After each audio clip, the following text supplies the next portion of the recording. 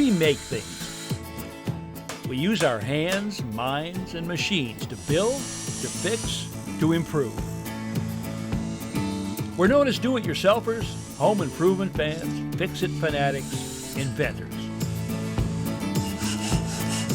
At our core, though, we're all makers. So let's jump in and make something. Hi, I'm Ron Hazelton. Welcome to the show. You know, most home improvement projects involve putting things together, but some require taking stuff apart. I'm talking demolition. And today I'm going to show you a new tool designed just for that purpose. Of course, there are lots of ways to add interest to an otherwise plain wall, but this one adds depth as well. It's a wall niche, and you'll be surprised how easy it is to install yourself. It's called a Lazy Susan, and the Oneida community in upstate New York is often credited with its invention in the late 1800s. They saw it as a way to make food easily and equally available to all diners. Today, we'll make one. If your project involves demolition, then this is a tool you'll want to know about. Called the self-prying Probar from Zenith Industries. It's designed specifically for demolishing and wrecking fast. At the same time, it's the ideal tool for precision salvage when you want to keep, reuse, or resell building materials. What makes the Probar unique is this integrated closed wedge that produces a very forceful self-prying action. Used in combination with a hammer, it makes quick work of large ceramic tile removal. As the Probar is driven underneath the tile, the center wedge applies triple the force of prying alone, quickly and easily breaking the bond between the mortar and substrate. This same mechanical advantage comes into play when removing hardwood flooring, like this 3/4-inch solid oak. Not only does the job go quickly, but usually the flooring comes up intact, often with the fasteners still embedded. When removing underlayment like this oriented strand board, the tool lifts the material, causing the fasteners to protrude. The nails can then be quickly and easily removed with the nail puller integrated into the tool's face. In fact, much of the time the nails themselves come out unbent.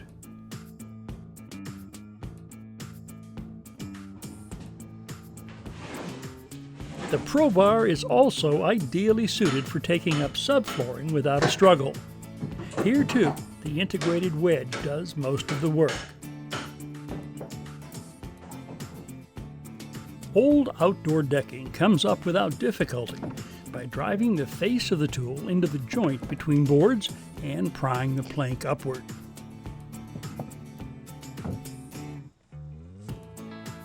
In some demolition projects, it's important to salvage materials for reuse or sale. The self-prying Probar is designed with that in mind. Easily carried in a standard toolbox, the Probar is as versatile as it is effective. When used to remove interior trim, such as this wide baseboard, the center wedge separates the trim work from the wall without damaging either. The same is true for chair rail and door and window casings. The wide face makes the tool ideal for remodeling or renovation work where it may be desirable to salvage and reuse the millwork.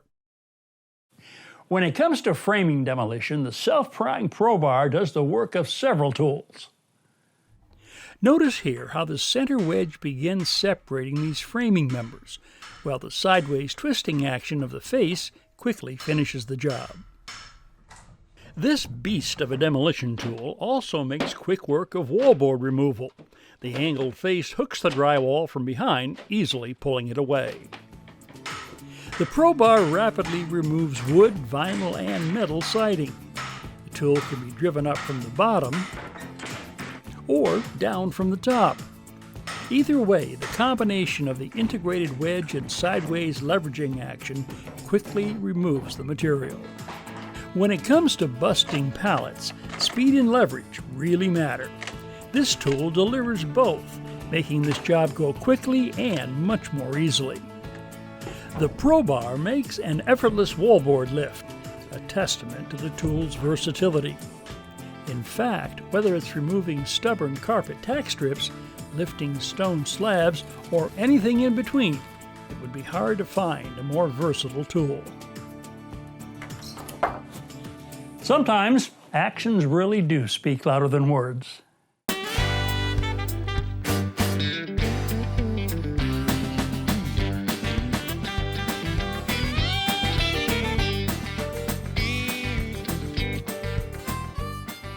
Lori and David Oriole of Naples, Florida have asked for a little help, so I'm off to see if I can lend a hand.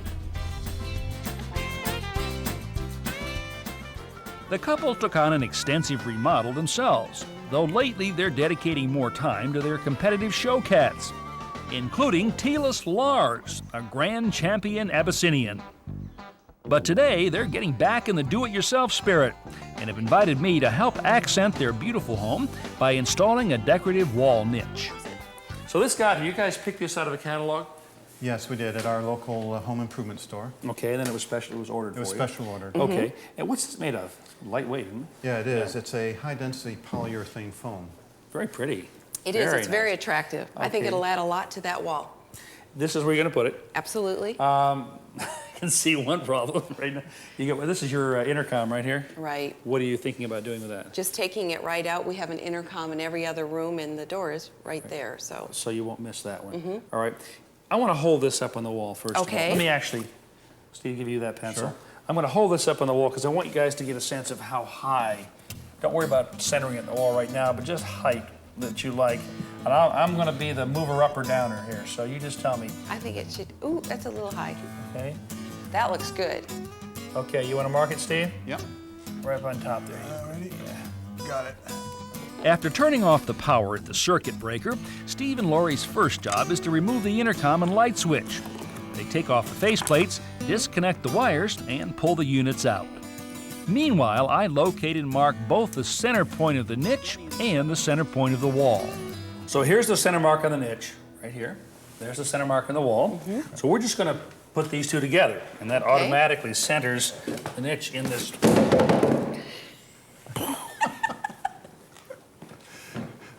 These are the things you don't see on TV, right? Good thing that's polyurethane foam. Did you see the way it bounced? Yeah. A ball. Well, inadvertently, I've made a point here. Polyurethane is far more durable than the plaster it's designed to mimic. With a better grip on things, we line up the center mark on the niche with the one on the wall. Then, while Steve and I hold it in place, Lori traces the outline onto the wall with a marking pen. Very nice. Sistine Chapel quality, I would say. Well, we've located our studs near this opening that we're about to cut. Here's one here, and one here. And what we're looking at is sort of a road map of what's behind the wallboard. We got a couple of problems. The opening as we've originally drawn it kind of falls right on top of this wall stud over here. And we've got this switch that we've got to deal with. This is a switch that's duplicated by another one on the inside of the bathroom. We're going to take this one out, but we're left with this opening right here. So our solution to clear this wall stud and to cover this box with the lip of our niche right here is to move everything to the right, just about 1 inch. That'll be enough to accomplish what we want, but not so much that it appears to be off-center. Now, before we start cutting into the wall, we take a precautionary step. Steve uses a flashlight and compact mirror to take a peek inside through the intercom opening to make sure we're clear of any pipes, wires, or heating ducts. Over here in this bay between these two studs, we don't have an access port, so we're going to cut one. I cut the inspection port with a drywall saw. Then Steve confirms that we're clear to make the big cut. While Steve and Lori go to work with the drywall saws, I take a little time getting to know Telis Lars, the first grand champion Abyssinian I've ever met.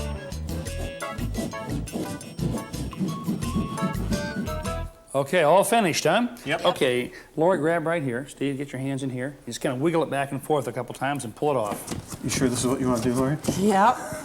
Okay, pull it off. There you go. Oh, it came off in one piece. Beautiful. A small strip along the edge is still attached to a stud, so we remove it with a pry bar. Well, we're about to take on the most interesting part of this project, removing these sections of wall studs right here that are in our opening. Now, two things are important here. We want to make sure that this is not a load-bearing wall. What's a load-bearing wall? Well, that's a wall that supports some weight from above, usually ceiling joists. We went up in the attic and determined this, in fact, was not a load-bearing wall. If you're going to take on a project like this, make sure that you do the same. And if you don't know, then that's the time to call in an expert and have them tell you. Secondly, I want to minimize the damage to the surrounding wall as I'm taking these out. So with that in mind, I've drawn some lines down here and cut some slots just about 1.5 inches below our opening. And I'm going to insert this saw. This is called a reciprocating saw because the blade reciprocates back and forth. We're going to put it through this slot right here, and I'm going to cut off the bottom portion of this stud.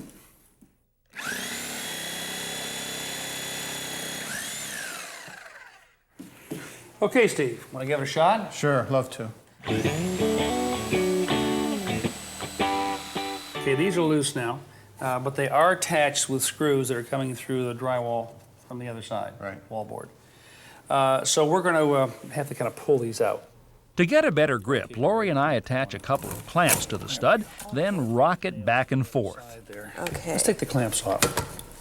Okay. And see, maybe we can drop it down a little bit. There we go. That came out easy. Stud number 1. Now we need to frame out the top and bottom of our opening with short 2x4s. This one at the top, called a header, is cut for a snug fit and attached to the cut ends of the studs with 3-inch screws. The bottom piece, called a sill, is attached the same way. Together, the header and the sill will secure and strengthen the cut ends of the studs. The only patching we'll need to do before installing our niche is to fill these cutting slots. Patient is before us. Yes. We are gloved, ready to apply the adhesive. This is a polyurethane adhesive. The reason that you guys put the gloves on is if it gets in your hands, it does not come off. I apply the adhesive in a serpentine pattern along the lip and add a few dollops on the back. I think we're ready. Okay. Maybe we should have done a test fit first. Oh. Would have been a good idea. Oh, man. Here we go. How you doing over there? Pretty good, right? I make it? How long does it take for that glue to Like adhere? glove. About 25 to 30 minutes. Now, there are a couple ways to do this. We could drive a couple small finish nails in here. But you know, this is fitting so well because you guys did such a perfect job of cutting. I think that's going to be fine. Well, let's leave it just like that. Now, Lars, this is a niche fit for a championship cat if I ever saw one. You look magnificent up there. Just majestic. Oh, wait a minute. You're not supposed to be up there. I guess you're going to be replaced by a vase. Yes. Wow. So what do you guys think? Oh, I think it adds great character to a wall that was very hard to put anything on. Yeah, it was too short to really do much with. Absolutely. Couldn't put another piece of furniture there. How was it for you doing it? I thought it was pretty easy. I was a little concerned what we would find when we cut into the wall, and we had the problem with the wall studs that was easy to overcome in the end. So it was easier than what I thought it was going to be. Did a great job cutting those out, by the way. Good, steady hand. Well, wall niches are pretty simple to install and come in a variety of styles and shapes. All said, they're a great way to add an elegant architectural element, or cat perch, to just about any room. You know, I can never have enough counter space or cabinet space. How about you? Well, one way to get some more without a lot of trouble or expense is to build a Lazy Susan. And that is what we're going to do right now. Very simple. We're going to start with a couple of wooden squares like this. This is 3/4 inch birch plywood. On top of that, we're going to put one of these bearings. We'll mount this on top of the base, put the turntable on top. Of course, these will be cut into circles first. Simple project, great results, so let's start. Now we'll be using a jigsaw to cut those squares into circles, and well, we could do this by hand, but sort of following a line around there, but you know what? I can never really get a really clean circle that way. So what I want to do is make up a circle cutting jig for the jigsaw. Very, very simple to do. I'm going to make it out of this material right here. This is a 1/4 inch tempered hardboard, and we'll start by clamping this to the workbench. Then I'm going to take a square and draw myself a line, just like that. Now we'll take the jigsaw and cut right down the line to that mark. Now what I want to do is attach this circle cutting template to the bottom of our jigsaw temporarily while we cut this circle. And the best way to do that, I believe, is going to be to use some of this double stick carpet tape. Now, we'll take the jigsaw, place it in this groove that we cut earlier, stick it right onto our template. Next, I set the assembly on the wooden blank with the jigsaw blade touching the edge. Then drive in a small nail as a pivot point and get ready to cut. All I've got to do now is move the saw in a circle, and we should have a pretty accurate disc here. The cutting platform I'm using here is 3 pieces of plywood bound together and to my workbench with double stick tape. But anyway, there we go. Perfect circle. Next, I repeat the process to cut a smaller circle for the base of the Lazy Susan. Now we are going to turn plywood into something that looks like solid wood by using a material called wooden edge banding. This is it right here. It actually is a strip of solid wood, very, very thin, with a hot melt adhesive on the back of it. And it couldn't be simpler to use. In fact, all you need is the edge banding and a regular iron. We'll lay this in position. Just kind of make sure that it's centered over the edge. The iron is on hot. Now, as we apply heat to the face of the tape, we're softening up that hot melt glue on the back.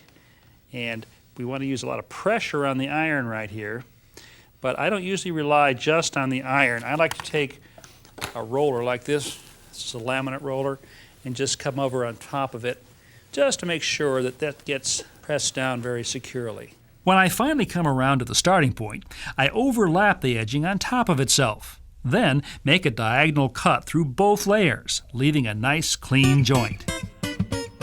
Now this is that bearing that we're going to be using. We want to make sure that we mount this exactly in the center of the base. This is actually a center finding tool right here. And you'll notice that these lines are all crossing at one point. That's the center of the circle right there. Now I can take the bearing and just pretty much by eye now place it in the center. And then we can attach this with some panhead screws.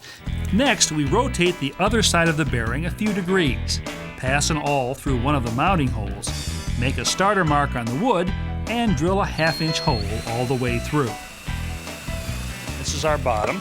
Now we set the base in place, bottom side up, and rotate it until the hole we just drilled lines up with a mounting hole on the bearing plate. Then we insert the screws that will attach the bearing plate to the top.